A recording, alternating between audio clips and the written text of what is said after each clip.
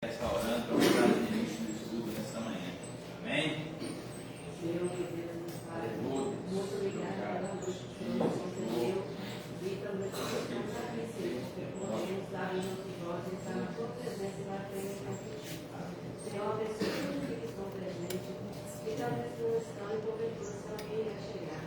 Que o Senhor possa visitar cada um nessa manhã, Deus. Traga aqui o coração de cada um que o Senhor quer que eles façam a tua obra. Que tudo aquilo que o Senhor quer passar do céu da tua presença seja baixo da terra, em nome de Jesus. Os conselheiros do maravilhoso, traga essa mente, Senhor, do entendimento para poder conhecer mais um pouco do Senhor. Porque nós só estamos aqui pela tua permissão, porque sem te na oração, meu Deus. Nos conduza, Senhor, nesse dia maravilhoso,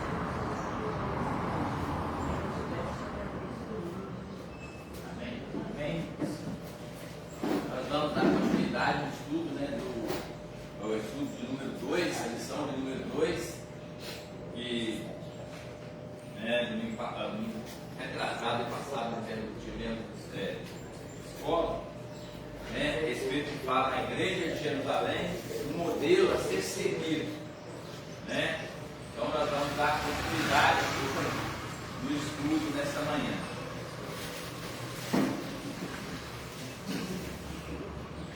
Só lembrando um pouquinho aqui foi falado no estudo anterior, no início do estudo, eu falei a igreja de Jerusalém, o modelo a ser seguido. Esse modelo a ser seguido, irmãos, é o modelo de igreja que nós. O modelo da igreja que foi constituída ali naquela primeira igreja, vou só ler o textual novamente. E perseveraram na doutrina dos apóstolos e na comunhão e no partir do pão e nas orações, Então a igreja, ela precisa o quê? Ter comunhão, participação, oração. Então a igreja era completa nesse termo todo, a verdade prática. A igreja de Jerusalém, como igreja mãe, tornou-se exemplo para as demais, um modelo a ser seguido por todas as igrejas verdadeiramente bíblicas. Então a igreja ali de Jerusalém é um modelo de igreja, modelo que se iniciou ali. Então as igrejas hoje se acompanharam, nesse tempo todo, nessa trajetória, o modelo da igreja, Então o modelo que é algo, muitas das coisas devem ser seguidas, são seguidas da igreja mãe, foi recebida daquela igreja e vão ter continuidade. Nós vamos ver que tem muitas coisas que, muitas das vezes, o que era para ser seguido como uma igreja mãe, que era para ter aquele laço verdadeiramente com a igreja primitiva, com a igreja lá de Jerusalém, muitas igrejas hoje nós vemos que estão se distanciando, Muitas igrejas hoje nós vemos, por causa da evolução, de ter aumentado a ciência e o povo e o mundo ter evoluído muito, os seres humanos hoje também, eles têm a tendência de querer evoluir. E uma das coisas, irmãos, que nós precisamos ter convicção, que tudo vai evoluir, tudo vai passar, mas o modelo, a Bíblia, ela vai permanecer igual, eternamente, antes, hoje, amanhã e sempre, Porque isso a palavra diz que a palavra do Senhor se renova a cada manhã. Então aqui, por mais que nós olhamos que está velha, mas amanhã ela é renovada. Hoje ela é renovada. Nós lemos ontem ali um texto, hoje se você ler de novo, ele se renova a sua mente, o Espírito Santo de Deus te leva naquele mesmo texto, mas para um outro lado da história, Então, é por isso que ele se renova a cada manhã. Então nós precisamos saber que tudo vai mudar, As igrejas podem mudar. Hoje nós vemos templos aí fora, templos de ouro, templos de Salomão, Irmãos, tudo idolatria, tudo hoje, se nós puxarmos para o lado espiritual, tudo é vaidade, como Salomão diz lá, tudo vaidade, tudo é coisa do ser humano, não precisa tanto daquilo, não precisa daquilo, porque nós temos aqueles templos lá, mas tantas pessoas passando fome, tantas pessoas mendigando ali um pãozinho, e aquele tanto de ouro, aquele tempo estrondoso lá, aquilo lá, e tantos arrecadando o seu próprio prazer. Então nós precisamos, o modelo a ser seguido não é esse. O modelo a ser seguido é o da palavra de Deus. É o que nós vamos ver aqui. É nas orações, é no perdão, é no amor, é na comunhão, é no partir do pão. Isso é o modelo dos Atos dos Apóstolos. O próprio Atos dos Apóstolos estavam o quê? Em comunhão uns com os outros, por isso que eles receberam aquele poder, o Espírito Santo de Deus. Então, esse é o modelo. E hoje nós vivemos, infelizmente, igrejas, né? Nós falamos, quando falamos de igreja aqui, nós estamos falando, tem hora que a gente fala igreja do templo, onde nós estamos unidos, mas nós sabemos que a igreja mesmo de Cristo somos nós somos do templo do Espírito Santo de Deus, a igreja somos nós, não é a parede, não é a cadeira, não é a mesa, não é o instrumento, somos nós que somos a igreja. Mas aqui, né, algumas vezes, nós vamos falar que o modelo de igreja, é o modelo, esse modelo a ser seguido, é um modelo de comunhão. Você vê que lá eles estavam reunidos o quê? Em um local, em uma casa, naquela época não tinha nem tempo, não tinha nada, eles se reuniram em uma casa para orar. Então não é parede, não é a comunhão, a igreja é isso aí, a comunhão, a participação, a união, é o desejo de estar próximo um do outro. Então, é isso que nós precisamos hoje, não deixar isso morrer, não acabar, mesmo que nós sejamos poucos, precisa ter comunhão, porque onde a comunhão, a união, a oração, a busca, a desejo, Deus vai se fazer presente ali, Deus vai se manifestar ali, né? Então essa é o modelo de igreja que nós precisamos, mesmo que nós estamos em 2025 e sejamos em 2050, esse modelo de igreja tem que permanecer, nós não podemos mudar, não. A palavra não muda, né? Ela é fiel e verdadeira, amém? Então vamos usar agora, eu vou falar esse texto, esse ensino, irmão, se a gente for falar, ele fica semanas só em cima desse estudo. É um estudo maravilhoso. Quem gosta de ler Atos dos Apóstolos, esse ler, ele tem muito argumento para falar muita coisa em cima do movimento, do início da igreja, de tudo ali. Então eu parei no estudo anterior, eu só li isso aí e li lá a leitura bíblica em graça. Hoje nós vamos começar então na introdução, né? Que eu marquei aqui é a introdução. E o texto, a leitura bíblica em classe, né? Nós já lemos, já falamos bastante comigo atrasado, Atos 2, 37 ao 47. Introdução. Por ser a igreja mãe, Jerusalém torna-se um modelo para as demais igrejas que foram implantadas. É de Jerusalém que partem as decisões que buscam, por exemplo, disciplinar e padronizar determinadas práticas cristãs. A igreja de Jerusalém já nasce forte, sendo de origem divina, cheia do Espírito Santo e supervisionada pelos apóstolos. Essa igreja é bem alicerçada. Isso fica claro no ministério da palavra, a quem os apóstolos se devotaram inteiramente e ao exercício dos diversos dons que abundavam no seu meio. É, portanto, uma igreja da palavra do Espírito. E mais, é uma igreja onde a observância das ordenanças de Cristo é praticada na esfera do culto cristão. Assim, a igreja cristã primitiva exibe marcas que se tornaram um padrão para todas as igrejas em todas as épocas e lugares. Né? Olha como essa introdução nos fala, né? Ela é o que?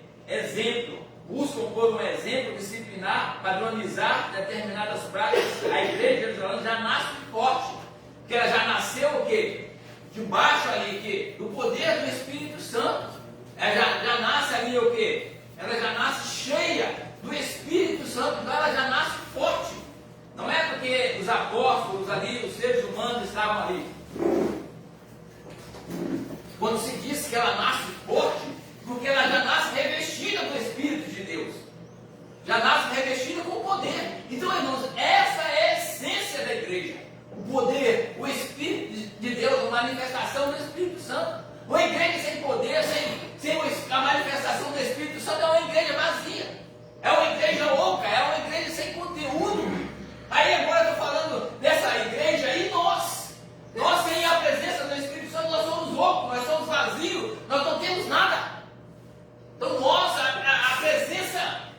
Deus em nós, ela tem que ser visível, real, ela tem que ser maioria em minha vida, no meu corpo.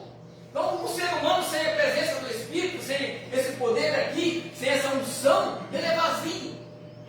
O pensamento dele é vago. Ele é levado por vento de doutrina, por tempestade, qualquer coisa assim, ele vai ali, vai aqui. Ele fica louco, ele não tem o quê? Conteúdo. Um crente vazio, ele não tem. Um crente que não lê a palavra, que não busca a oração, busca o jejum, né? Busca a comunhão, ele é um crente vazio. Você vai conversar com ele, ele fala que até que é crente, mas ele não tem argumento, ele não tem nada. Chega qualquer um outro aí e começa a tititi, ele não acompanha. Ele não tem conteúdo, ele não tem o quê? Texto, ele não tem nada. Então a igreja fala aqui que ela já começou uma igreja lá em Atos dos Apóstolos, ela começou, ela é uma igreja cristã, a igreja já nasceu forte. Porque ela já, antes, é porque ela já nasceu com o Espírito, com a descida do Espírito Santo ali, com poder, revestido de poder, da unção de Deus. Sendo de origem divina, cheia do Espírito Santo, né? E supervisionada, por quê? Pelos apóstolos. Então ela foi cheia, e depois o apóstolo começou, a igreja começou a crescer, os apóstolos eram o quê? Supervisionavam as igrejas, eles como Deus administravam. Então, pelos apóstolos, essa igreja é bem alicerçada. Então, irmãos, nós precisamos o quê? Presença do Espírito Santo em primeiro lugar. Para a igreja. A igreja é a presença. E ela tem que ser supervisionada por quê? Pelos líderes. Os apóstolos aqui eram os líderes. Era o quê? Quando iniciou lá, vai dois ali, dois aqui, vamos ministrar, levar a palavra está lá, vamos lá, vamos ver como é que está funcionando. Então, supervisionado, tem que ter alguém para nos supervisionar. Cheia do Espírito Santo em primeiro lugar, depois tem que ter alguém para comandar. Tem que ter um comandante, tem que ter líder. Né? Aqui, os líderes, aqui, antes, quando Jesus estava aqui, Jesus era o líder dos 12 apóstolos. Quando Jesus foi para o Pai e foi revestido do Espírito Santo, os 12 se tornaram líderes. Né? No início ali dos 12 apóstolos, eles se tornaram. Depois disso, irmão, depois dos 12, né, que morreram, né, foram crescendo. Hoje somos nós. Hoje nós somos os líderes desse espiritual aqui. Nós temos o pastor, é o líder nosso. Mas depois do pastor vem o presbítero, o evangelista, o outro, vem os irmãos, os membros, né, os discípulos, que somos nós. Então, todos nós, depois dessa união aí, somos nós temos que supervisionar, está certo assim, não está certo assim, então, nós temos que estar sempre chegando um para o outro, ou dando uma opinião, nós precisamos, como é que esse negócio não está fluindo assim não, está fluindo assado, mas não é chegar e dizer, você tem que fazer assim, não, é mostrar assim, assim, então tem que ter, eu gosto muito de falar, primeiro, antes de cobrar, nós temos que ensinar.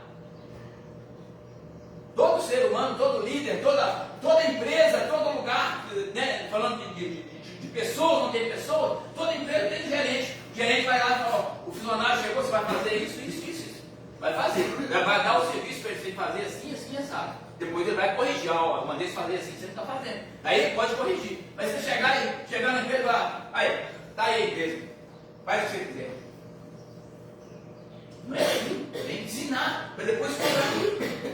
Então, tudo tem essa. Então, nós estamos vendo parte de igreja, como funciona, né? O tempo, como funciona a igreja, ela tem que ser bem alicerçada. Isso fica claro no ministério da palavra, a quem os apóstolos devotaram inteiramente ao exercício de diversos dons que abundavam no seu meio.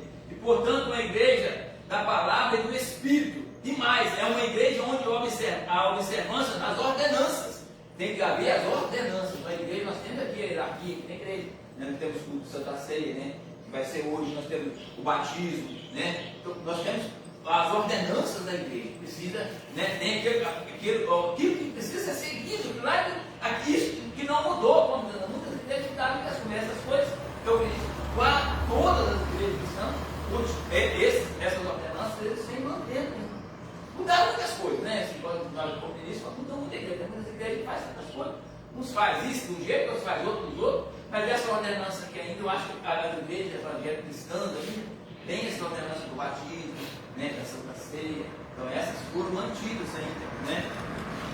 Então é uma igreja onde a observância da ordenança de Cristo é praticada na esfera do culto cristão. Assim, a igreja cristã primitiva exibe marcas que se tornaram padrão para todas as igrejas, em todas as épocas e lugares. Amém? Os irmãos querem perguntar uma coisa? Falar alguma coisa? Se os irmãos pensou assim, falar, vou falar, vou perguntar, vou falar, vou acrescentar, pode falar, né? Eu não estou mencionando na verdade, mas também não sei tudo, né? Não sei nada, né? Mas cada um dá opinião. Não acho que funcionava, não era assim, não. Pode opinar, bom para acrescentar.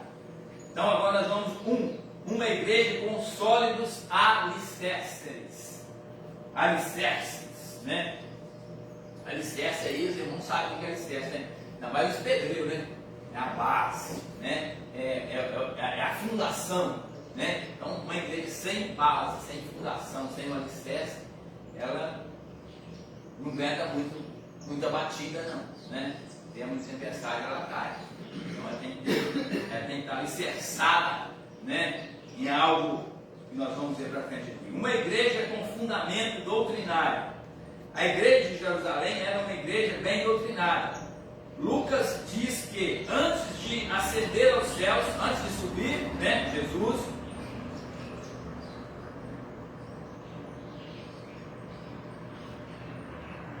antes de ascender aos céus, Cristo deu mandamentos, né? Ele instruiu. Depois eu disse, primeiro tem que ensinar para depois cobrar, né? Se cobrar sem ensinar, não vai fazer efeito. Então, né, mandamentos, né? Cristo deu mandamentos pelo Espírito Santo aos apóstolos que escolheram, né? Os apóstolos que foram escolhidos. Uma igreja genuinamente cristã reflete a prática e os ensinos dos apóstolos. É exatamente isso que o livro de Atos diz da primeira igreja. E perseveraram na doutrina dos apóstolos. Atos 2,42. Uma igreja só pode ser considerada genuinamente cristã quando ela consegue ensinar, né? Doutrinar seus membros de tal forma que eles passem a refletir o caráter de Cristo. Então uma igreja, ela tem que estar ensinando, né? Ensinar e doutrinar seus membros de tal forma que passam a refletir o caráter de Cristo, que é o caráter de, né? A vida de Cristo. A igreja, o fundamento da igreja é para ensinar, né, a palavra de Jesus, né, doutrinar, para, né, nos mostrar o caminho. Nós sabemos, né, por ensinamentos, né, pela palavra, nós sabemos o caminho é Cristo, né? Nós somos doutrinados a andar nesse caminho. Nós sabemos que esse caminho vai ser o quê? A porta é estreita, esse caminho é difícil, ele é um caminho árduo, né? Então nós precisamos do quê? Ser doutrinados e aprender que não adianta nenhuma mentira, nós chegarmos lá, vou para a igreja, vou batizar, vou ser dizimista, vou fazer isso e vou para o céu. E não vou ter mais luta, não vou ter enfermidade, não vou ter dificuldade, porque muitas igrejas pregam isso, né? Que você for para a igreja, acabou lá, agora você está no céu, não é assim. Uma coisa que eu aprendi uma das primeiras pregações que eu ouvi, que me chamou a atenção, quando eu me converti, antes de me converter, quando eu estava indo na igreja ainda aprendendo, é sobre isso, que a luta não cessaria, que a luta não acabaria, que eu não deixaria de ser enfermo, que eu não deixaria de ter dificuldades, mas logo em seguida vim, mas que eu teria alguém com a mão estendida para me ajudar a vencer, a lutar, né? Aí eu lembro ali de aqueles 3 jogos que foram lançados na fornalha de fogo ali. Não foi livrado da fornalha, mas Deus livrou eles dentro da fornalha. Nós não somos só porque nós somos cristãos, crentes, nós não vamos ser isentos muitas das vezes de alguma enfermidade, de alguma coisa, algo aí no mundo. Não é que nós não somos livres de tudo isso. Não, muitas das vezes nós somos muito livres mesmo, nós temos muitos livramentos, sim. Mas muitas vezes nós vamos passar essas tribulações para quê? Elas vão servir para nos fortalecer, para nós reconhecermos que Deus é Deus verdadeiro. Mas aí eu lembro lá de Sadraque, Mesaque e Abednego lá, se o nosso Deus nos livrar, Ele é o nosso Deus. Se Ele não nos livrar, Ele continua sendo nosso Deus. Olha só, olha que testemunho, olha que coisa tremenda que é. Se o nosso Deus aqui nós servimos, estou falando nas minhas palavras, mas talvez na Bíblia está falando aqui, se Ele nos livrar dessa fornalha, Ele é nosso Deus. Mas olha que interessante, mas se Ele também não nos livrar, deixar nós queimados e tudo, ser torrado, Ele também continuará sendo nosso Deus. É isso que nós precisamos. É isso que nós precisamos ter em nós. Lutas, dificuldades, tudo. Se nós passarmos, mas se Ele passar conosco, você não passar, se nós morrermos naquela eternidade ali também, Ele vai continuar sendo o nosso Deus, não vai fazer diferença. Nós precisamos ter esse caráter cristão em nós. Amém? Não posso ficar falando muito aqui, porque já é 8h30, eu quero terminar esse estudo hoje, que o próximo é a irmã de Vila, né? É o próximo? O dia que eu pastor, né? Mas domingo que vem, né? É? É domingo que vem. Essa aí, eu estou falando assim, não, o próximo estudo é o seu, se eu terminar aqui hoje. Mas domingo que vem eu não termino. Ah, vai terminar. Só o pastor para mim. Mas vai ter uma moça que na igreja que serve para funcionar, né? Talvez não vai ter, não. Não, mas não tem problema, você já dá dia na ministração no lugar. Mas se eu tiver, ministra, se não tiver, não. Mas tá bom. Então, 2.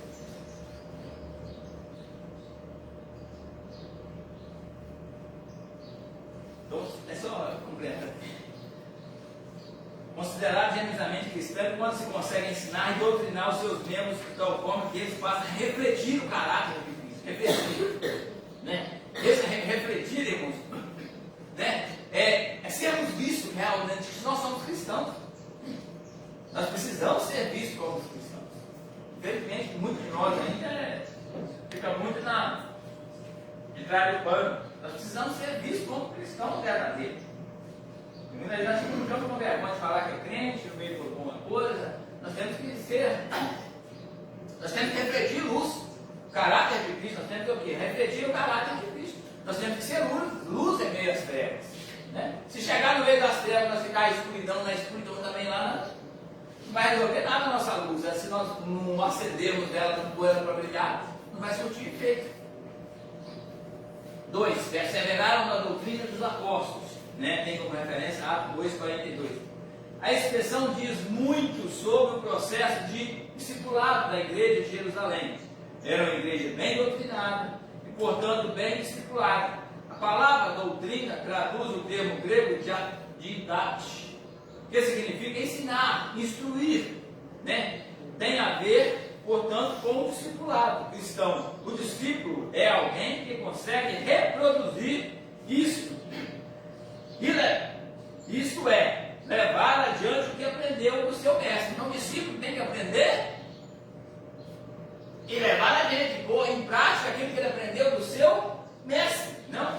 E o discípulo, se ele só aprender e não pôr em prática, ele não vai, pela coisa, ele não tem aprendido nada. Ele tem que aprender e pôr em prática. Os apóstolos aprenderam de Cristo, né? Como já foi dito, os apóstolos, quando Cristo estava aqui, os apóstolos, né, eram discípulos de Jesus. Jesus era o mestre, então eles aprenderam de Cristo. A igreja cristã primitiva aprendeu dos apóstolos, né, na ministra, e agora vivia isso a fim de transmitir a outros o que aprendeu. A tragédia da igreja acontece quando ela não consegue ser discipulada, nem tampouco discipular. Então a tragédia da igreja é o quê? Olha só. Acontece quando ela não consegue ser discipulada, quando ela o quê? Ela não aprende, né? Se não consegue ensinar, nem tampouco discipular. Então ela é o quê? Ela não é discipulada, não consegue discipular. Então a igreja, quando não aprende nada, é uma tragédia. A igreja, quando não quer aprender, a igreja, quando eu estou falando da igreja assim agora, nós seres humanos, vem para a igreja, você vem para a igreja, vai ter um compromisso com a igreja. Ah, vou lá, porque se eu não for, o pastor vai ligar para mim, ô fulano, você não vai descer da igreja, ô fulano, você não teve na igreja já. Não, nós não podemos vir na igreja para aparecer, para fazer número, para mostrar para o irmão que foi, para mostrar para o pastor que foi, ou para ser tempo, eu tenho um compromisso que eu vou na igreja agora, eu estou salvo. Nós temos que aprender, vir na igreja para aprender. A igreja é uma escola, né? Nós vamos na escola para aprender, a ler lá, o ABCD lá, né, o ALU, quando nós começamos a igreja. A igreja é a mesma coisa, nós temos que ir na igreja para aprender, cada dia mais nós estamos aprendendo. A palavra se renova cada dia, nós precisamos aprender. Nós precisamos aprender o quê? E reproduzir aquilo que nós aprendemos.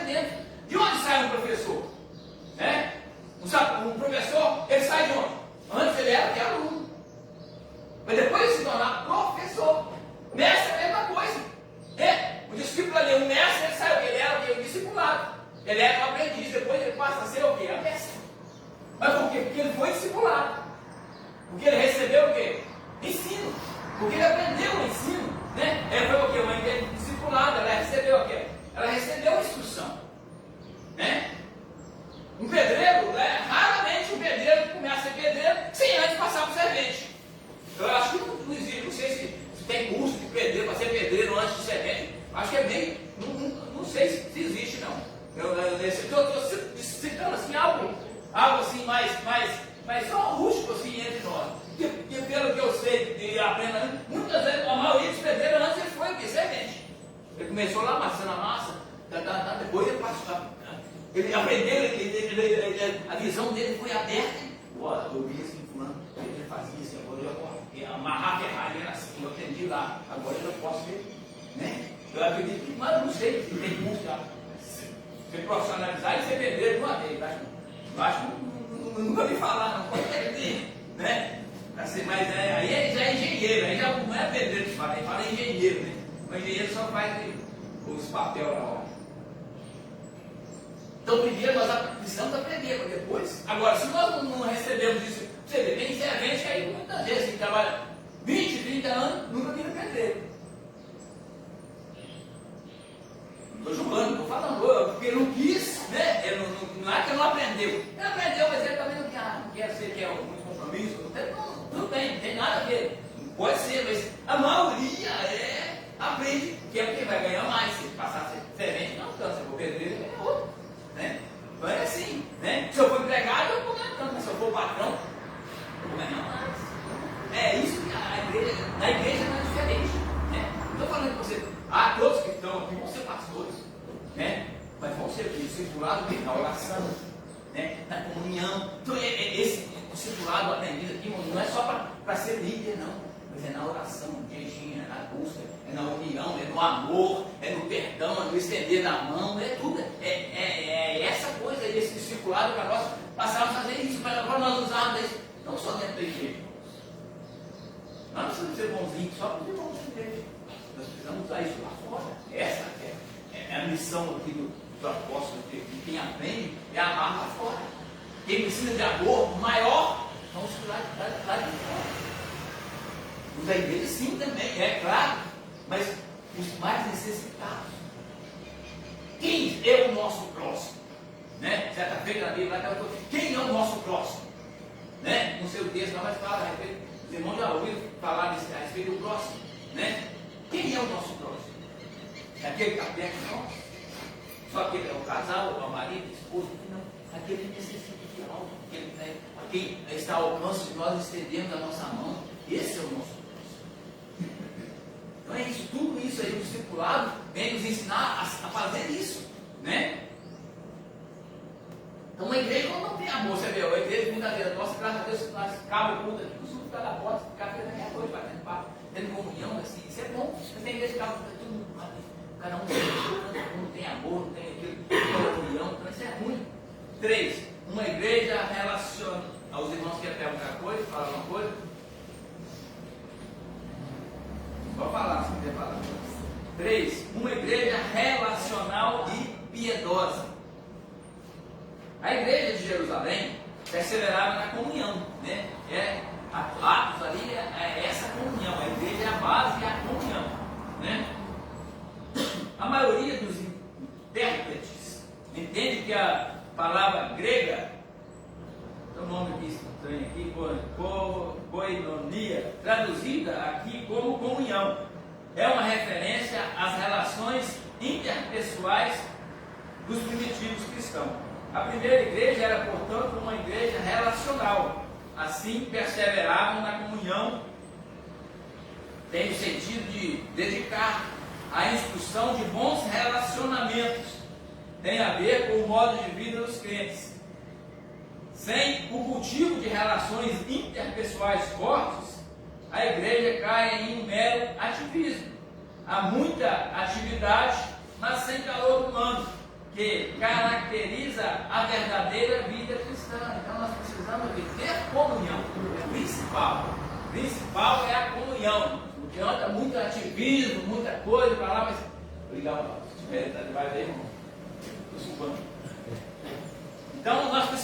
ter a base, a comunhão. Né? Tem igreja que tem tantas coisas, mas não tem comunhão. Nós precisamos ter. Ela foi movida ali, iniciou tudo pela comunhão. A mesma igreja que perseverava na doutrina dos apóstolos, na comunhão, era a mesma igreja que vivia em oração.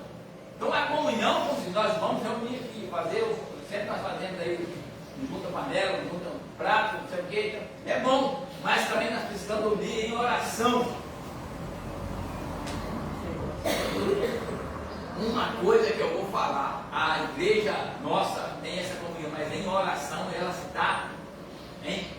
Todos oram em casa, mas nós precisamos, a igreja precisaria ter um dia, um momento de oração. A nossa igreja precisa. Está faltando muito isso, oração. Não dá aos irmãos aqui que eles querem orar, fica aqui orar meia hora, uma hora, tirar um dia, de madrugada, de noite, qualquer hora. Oração. Em oração nós precisamos. Porque os amados, após eles estavam reunidos, pelo propósito, em o quê? Em oração. Ele estava lá, eles tinham um momento de bater papo, mas se for olhar lá o tempo maior deles era o quê? Em oração. Os fortalece o espírito, fortalece a alma. Então, eu vejo aqui, estou falando de mim, a nossa igreja, ela é assim, pelo menos, eu vejo essa falha dentro da igreja. Oração, unir os irmãos, 5, 3, 4, 2, 1, orando. Buscar um dia na semana, de 6 a 7, de 7 a 8, ou de 5 a 6, ou no sábado, ou um dia, tirar um dia. Mas aí eu vejo isso aí. Precisa muito da liderança, do líder chamar. Né? Vamos, não quero.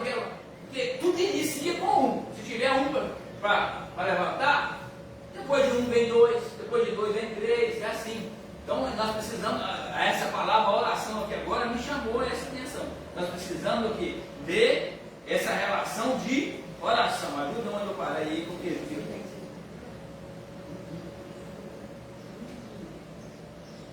onde eu parei, irmãos? Fala aí também. No 3 aí, né? 3, aquela palavra ver, isso. Eu sempre falo para a gente dedicar. Isso.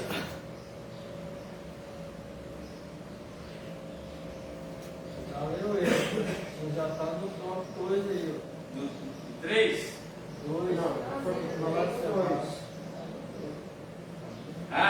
Isso aí. Agora eu tenho a canetinha me marcar, que depois o pessoal vai ver. Então tá certo aqui. A mesma igreja que perseverava na doutrina do apóstolo e na comunhão era a mesma igreja que vivia em oração, né? Eu falei essa palavra, oração. A igreja de Jerusalém orava assim. Assim, Pedro e João foram ao templo na hora nona de oração. Atos 3, 1.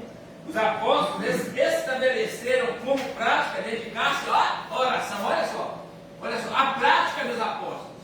Olha só, né, o que fala, como nos ensina aqui. Os apóstolos estabeleceram como prática dedicar-se à oração. Né? Tem que ter a comunhão, mas a prática é dedicar-se ao quê? À oração. A igreja reunida na casa de Maria, mãe de Marcos, se dedicava à oração. Então a igreja, ela vivia orando. A maioria do tempo era orando. Amém, irmãos? Então agora vamos lá para o 2. Uma igreja observadora dos símbolos cristãos.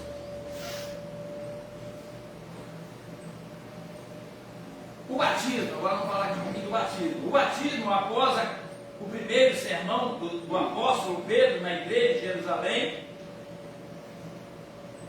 e como resposta a uma pergunta, ele disse ao povo: arrependei-vos e cada um de vós sejam batizados em nome de Jesus Cristo para o perdão dos pecados. Né? Ali, se nós voltarmos ali, né, no Atos 2,37, diz assim: ouvindo ele isso, compungiram seu coração e perguntaram a Pedro e aos demais apóstolos: que faremos, varões e irmãos, depois que foram revestidos do Espírito Santo? Que faremos? Aí Pedro está respondendo, né, uma pergunta, ele diz: arrependei-vos. Então, o que fazer, né, para se tornar um cristão? Arrepender. Em primeiro lugar, arrependei-vos, cada um de vós seja batizado em nome de Jesus Cristo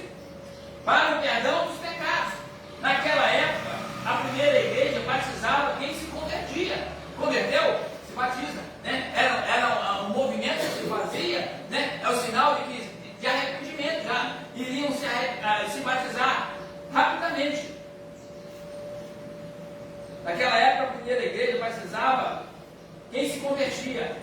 Ela sabia que o batismo era uma das ordenanças, né, de Jesus, e que ele era um dos principais símbolos da fé cristã. Então, naquela época, quem se batizava era um símbolo aqui da fé cristã. Ele aceitou Jesus, né? Ele se converteu, então ele foi batizado. Então era um símbolo, aquela pessoa batizou, então ele é um servo de Deus, ele se tornava um servo de Deus. O batismo era um dos primeiros passos da fé, era o que se seguia naquela época, né? Eram os primeiros passos da fé cristã, um rito de entrada para a nova vida em Cristo, né? Era um movimento que se fazia, né? Era um ritual, tipo um ritual que se fazia para a vida em Cristo. Mas, para ser batizado, a pessoa precisava ter se arrependido, né? Não batizar de qualquer maneira, tem que se arrepender de Deus, reconhecer os seus pecados. Ouvir a palavra para se arrepender, se arrependido dos seus pecados e crido em Jesus. Era preciso ter consciência do sentido desse símbolo de fé, né? Assim, o batismo era um testemunho público, né? É um nível para batizar, não para batizar. Então, hoje ele é um servo de Deus. Era o quê? Era uma patente que a pessoa recebeu. Batizou, ele era o quê? Né? Era preciso consciência, sentido do símbolo de fé. Assim, o batismo era um testemunho público de que a pessoa havia se convertido por meio dele. Os cristãos de Jerusalém mostravam ao mundo que sua vida agora era diferente e que eles tinham uma nova vida em Cristo. Mostravam ao mundo, mostravam a todos, né? Eles tinham o prazer, agora eu sou o quê? Servo de Cristo, agora eu sou um cristão, né? Eles mostravam para todos, quando eles se batizavam e confessavam seu pecado, se arrependiam e eram batizados, eles queriam mostrar, eu agora sou batizado, eu agora sou filho de Deus, agora recebi, né, a adoção, agora eu me tornei filho de Deus. Eles queriam mostrar ao mundo. Hoje em dia, muitas vezes, muitos de nós não queremos mostrar. Somos crentes. Infelizmente, muitas das vezes também, isso nos atrai, nos retrai um pouquinho, porque muitos cristãos têm banalizado a palavra, né? Os cristãos hoje, por causa de muitos falsos profetas, muitos falsos cristãos, né? O meio cristão ficou bem, deu uma certa, meio, vamos dizer assim, desmerecido, meio assim, falar por causa de muitos falsos mestres, né? Falsos profetas, então ficou meio assim, desacreditado. Muitas pessoas crentes hoje, né? Assim, tem muitas pessoas aí, outros não, mas mesmo nesses que falam crente hoje, assim, quando eles apertam o negócio para eles, eles ensinam o crente para lá. Eles vêm buscar o que? O nosso Deus, né? Eu acho que tem muita coisa do Deus deles lá, não. Porque quando aperta o negócio, vão para eles lá, e se eles souberem que é um crente, eles olha lá, né? Então eles queriam se mostrar, nós precisamos mostrar, a luz precisa o quê? Resplandecer. A luz precisa ser o quê? Clarear a escuridão. Então, a prática de dedicar-se ao vai ficar embaixo, né? O mundo da sua vida agora é diferente, porque eles tinham uma nova vida em Cristo. 2, né? Então nós falamos aqui que o batismo, né? Era o início, a primeira coisa, né? Que arrepender-se e batizar, né? Para se tornar um cristão. Agora depois vinha o quê? A ceia, né? Nós vamos fazer hoje à noite a ceia do Senhor. A ceia do Senhor. A ceia do Senhor. A ceia do Senhor é outra ordenança, é a ordenança de Deus, de Jesus, de Cristo. A ceia do Senhor é a outra ordenança dada por Jesus e que foi observada pela igreja de Jerusalém, né? E perseveraram no partir do pão, Atos 2,42. A maioria dos estudiosos concorda que esse texto é uma referência à prática da ceia do Senhor entre os primeiros cristãos. Donald G., um dos principais mestres do pentecostalismo britânico, disse que quando tomada corretamente a ceia, leva a igreja ao próprio coração de sua fé, ao próprio centro do Evangelho, ao objeto supremo do amor de Deus. Portanto, quão abençoado é esse partir do pão. Parece provável que os primeiros cristãos, combinando essa ordenança simples com a festa do amor de sua refeição comum, lembravam assim a morte do Senhor todos os dias. Então, olha que interessante aqui, né, como se fala aqui a respeito da ceia. A ceia leva a igreja ao próprio coração, ao sentimento, né, a ordenança de Deus, a sua fé no próprio centro do Evangelho, a fé em Jesus, a fé que ele partiu ali o pão de Jesus, né, quando nós participamos do corpo, né, do sangue, né, de Cristo. Nós passamos a ter alguém interagir com Ele, a ter a comunhão com Ele, a participar, a ter aquele momento de fé, de manifestação na presença do Senhor, né? O próprio coração, a sua fé, o próprio centro do Evangelho, o objeto supremo do amor. Quando nós lembramos do amor, de nos arrepender, pedir perdão a Deus, pedir perdão aos irmãos, pedir perdão daquilo que nós fizemos errado, né? Então nos leva a essa comunhão, a esse desejo de ser o quê? De nos purificar, de nos mudar, né? Se fala que né, é a ordenança simples, mas com a festa do amor, né? O amor é o quê? É o dom supremo, né? Quando fala do amor ali dos dons, o amor é o dom supremo. Tudo passa, profecia, cura, milagres, tudo vai passar. Foi curado hoje, mas amanhã pode vir, vai vir de novo. A profecia vem hoje, mas ela passa. Mas o amor, ele permanece para sempre. O amor é o dom supremo. O amor nunca acaba. O amor de Deus para conosco, ele nunca vai acabar. Por mais que nós sejamos pecadores, que nós sejamos desesperados, o amor de Deus para conosco. Se nós nos arrependemos, nós somos alcançados por esse amor novamente, por essa graça de Deus.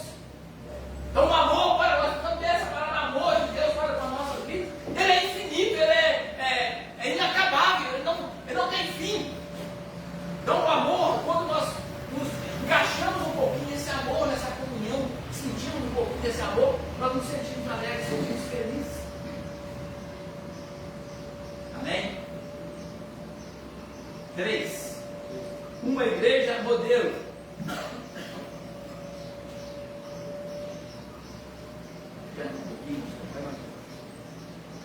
Uma igreja reverente e cheia de dons, né? Uma igreja modelo.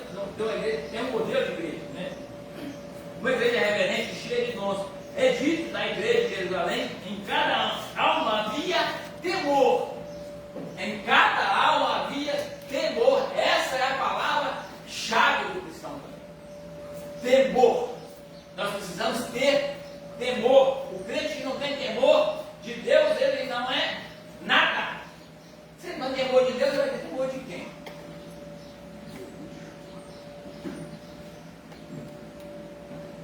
Porque Deus é o único que pode matar o corpo e mandar na alma para o inferno.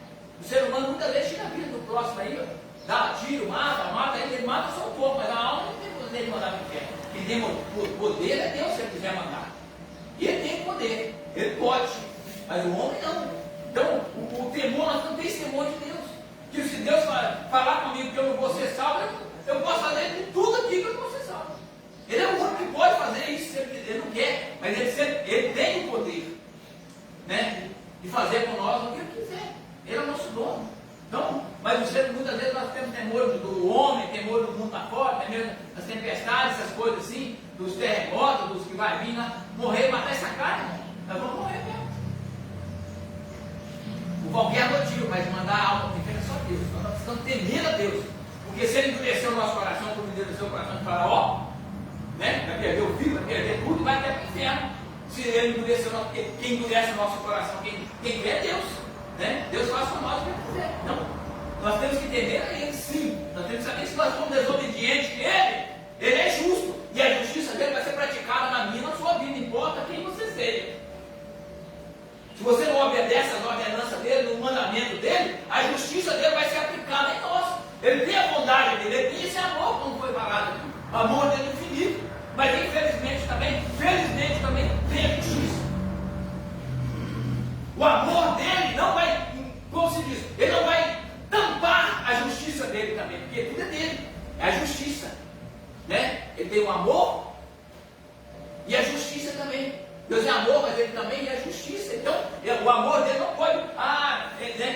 eu amo ele, então mesmo se ele andou desviado, andou, fez isso, fez errado, não cumpriu o mandamento, mas eu amo ele assim, então todo dia eu vou livrar ele lá. Não, não é assim. Então vai ser esbarrado, nós vamos ser esbarrados na justiça de Deus, irmão. Nós precisamos entender isso. Ele nos ama infinitamente, sem fim, como foi dito aqui. Mas nós temos a justiça. A justiça dele também, ele é o quê? Ele é nosso advogado. Ele vai nos defender. Mas ele também é o nosso juiz, ele também vai nos condenar. Não por ele querer, por falta de amor, por causa da justiça. É tipo um juiz aí, né? Tem um juiz ali, lá os testemunhos estão lá. Acho que me parece que condena são as testemunhas, o juiz dá só a sentença. Né? Mas se deu 7-0 para condenar, o juiz não vai absolver. Caiu na justiça. Ele tem que obedecer a justiça. É assim, irmão? Funciona? Eu nunca participei de negócio de julgamento, mas acho que é assim. O julgado condena.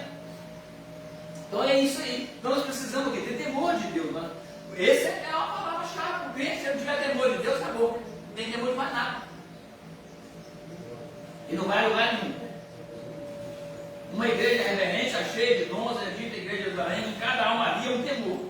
Palavra grega traduzida como temor. Povos, que também significa reverência, respeito pelo sagrado. Né? Temor, o quê? Respeitar a Deus. Ter temor de Deus pelo sagrado. O sagrado é Deus. O sagrado é Jesus, Ele é o nosso Deus. Nós temos que entender a Bíblia, sim. Havia um forte sentimento da presença de Deus. Por quê? Por que eles temiam? Porque eles sentiam a presença de Deus, eles sabiam quem era Deus. Que onde Deus estava, as coisas mudavam, as coisas fluíam. Né? A presença de Deus. Havia um sentimento forte, sentimento de presença de Deus, havia um clima de presença sagrado, que é santo. O mesmo sentido que teve Moisés. Lembra que Moisés, quando desceu do monte? Desceu resplandecendo a luz, ele desceu brilhando. O povo olhava para ele e vinha aquele fogo. Certo tempo, então, aí ele passava a usar o quê? Um véu quando ele descia de lá, porque a claridade dele era tanto que ele usava. Quando ele subia o monte, ele tirava para falar com o Senhor. E quando ele descia, ele precisava usar, porque ele estava resplandecendo a luz. Porque ele estava cheio de Deus. Né? A presença do sagrado que é santo, no mesmo sentido de Moisés, quando o Senhor o mandou tirar os sapatos dos pés, porque o lugar que a terra é santa. Onde Deus está é santo. Nós precisamos dar com reverência. Sabia que ali há a presença de Deus. Precisamos aprender com a primeira igreja. Não podemos perder o respeito pelo sagrado. Não vou ninguém. Não, nós temos que respeitar.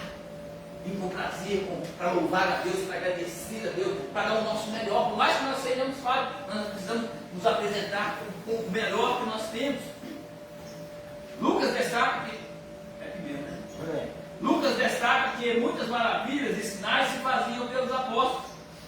Sinais e maravilhas são as mesmas palavras usadas pelo apóstolo para se referir ao dom do Espírito Santo que se manifestaram em suas ações missionárias. Romanos 15, 19. Os dons espirituais ornamentaram a igreja cristã primitiva.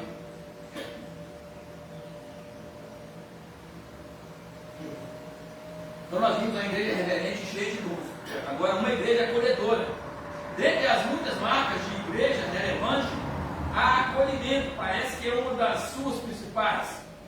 Aparece como uma das suas principais. Uma igreja, para se tornar relevante, necessariamente deve ser acolhedora.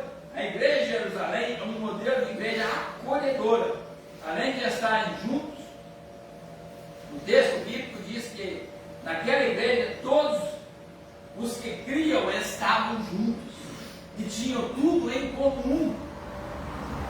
Não é fácil partilhar, muito menos acolher. A nossa tendência é nos fechar em nosso mundo e deixar de fora quem achamos ser inconveniente. Numa igreja acolhedora, os membros se sentem acolhidos e parte do grupo. Então, na igreja acolhedora, os membros se sentem acolhidos. Então, nós não podemos nos isolar. Nós precisamos acolher. Preto, branco, amarelo, feio, bonito, com dinheiro, sem dinheiro, descalço, de sapato. Nós precisamos acolher todos. Né? Muitas igrejas têm que ser. Né? Tem essa separação. Então, nós precisamos ser uma igreja modelo de atos dos apóstolos.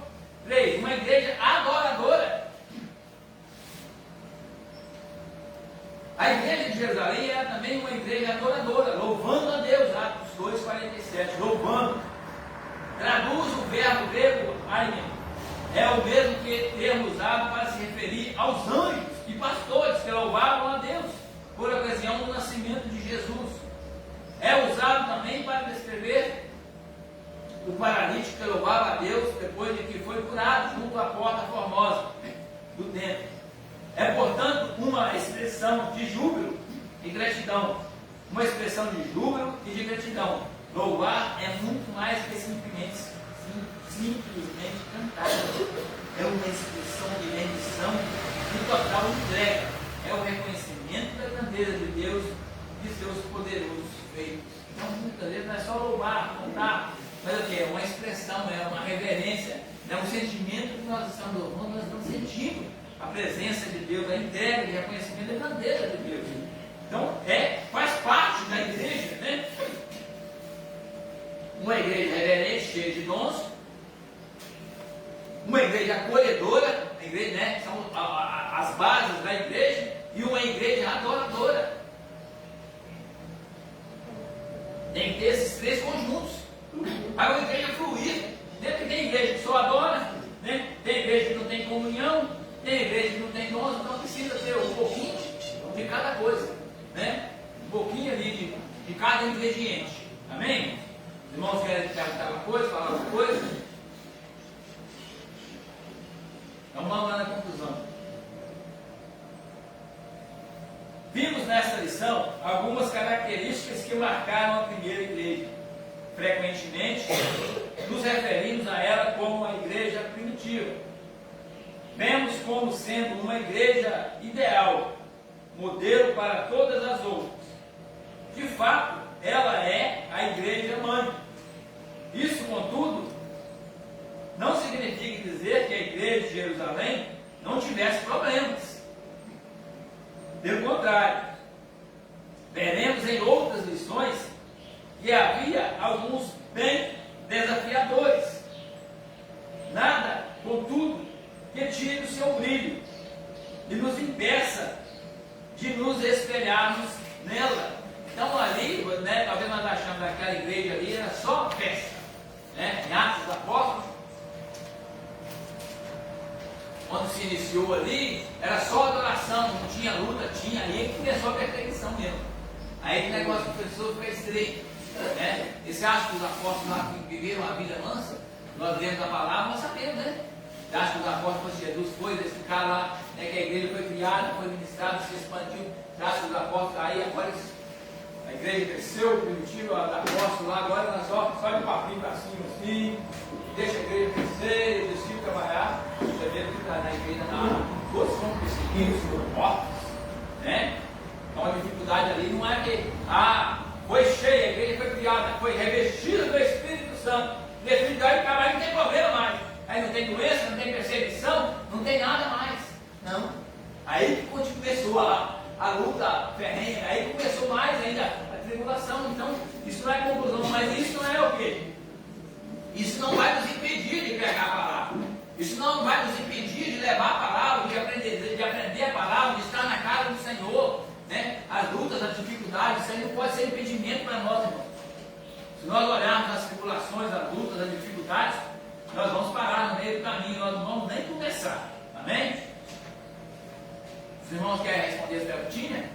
Vou perguntar aqui. Qual é a expressão bíblica que diz muito sobre o processo de discipulado da igreja de Jerusalém? Qual é a expressão? Não tem nada de discipulado. Isso mesmo. Perseverar na doutrina, né? Isso demonstra que a igreja de Jerusalém era bem doutrinada e discipulada, referindo aos ensinamentos do apóstolo. Correto. 2. O que significa a palavra grega koinonia, mencionada no texto referente à igreja de Jerusalém? Vamos ver isso. 3. Como o batismo era visto na igreja de Jerusalém? O que ele representava na igreja? Primeiro, o que ele representava? O batismo. pimenta, e era o que? O primeiro? Ordenança, era uma ordenança de Jesus, né? Eram os principais signos de fé que representavam, né, a vida cristã. 4. O que Donald G diz a respeito da ceia do Senhor?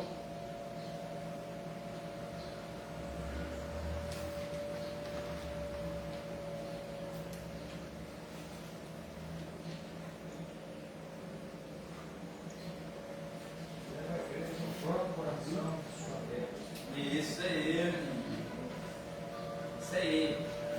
Quando tomada corretamente, a ceia leva a igreja ao próprio coração de sua fé, ao centro do evangelho e ao objetivo supremo do amor de Deus. O que a igreja pode fazer para se tornar relevante? A igreja com acolhimento. Isso, uma igreja acolhedora. Amém?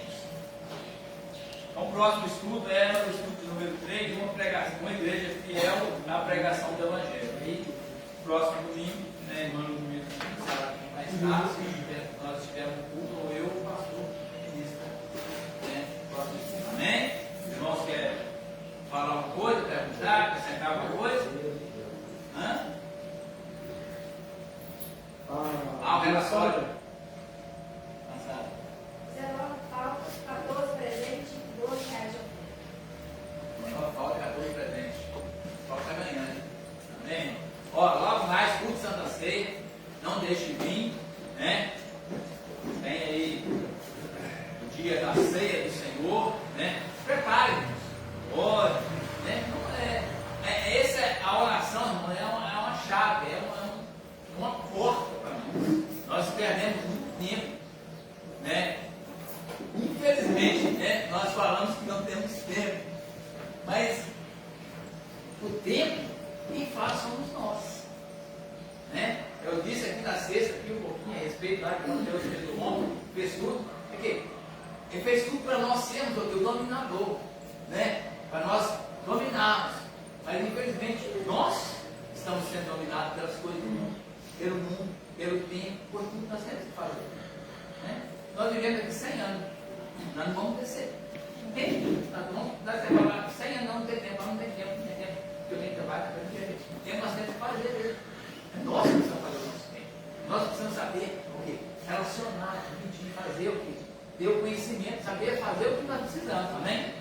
Então, logo mais Santa Ceia, não percam, e eu acho que também tem logo mais do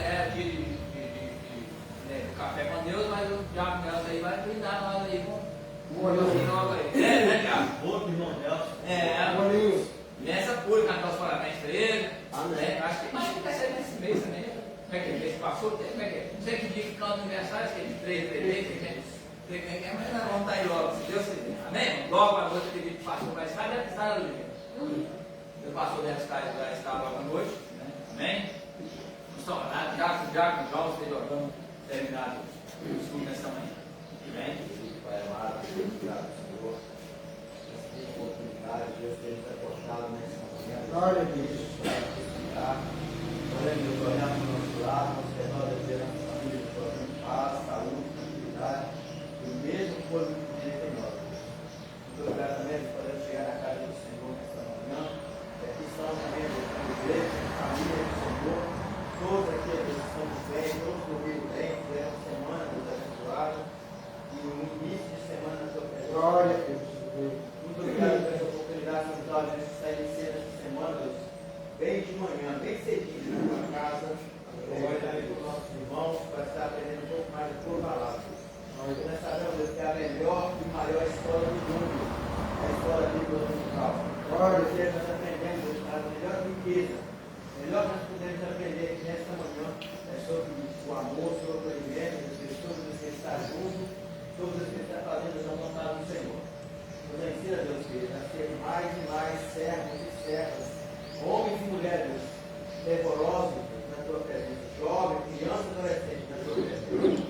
Fala sobre nós, Deus, o Espírito Santo, ainda nesse dia, nós somos livres no nosso claro, Deus. No nosso coração alegre, na certeza, Deus, logo quando a gente sai da tua casa, para que Deus está louvando e glorificando o nome do Senhor, e as disputas da Santa Ceia do Senhor. Nosso memorial, Deus, que o Senhor nos deixou para nós, e nós, no qual Deus, moramos seguro,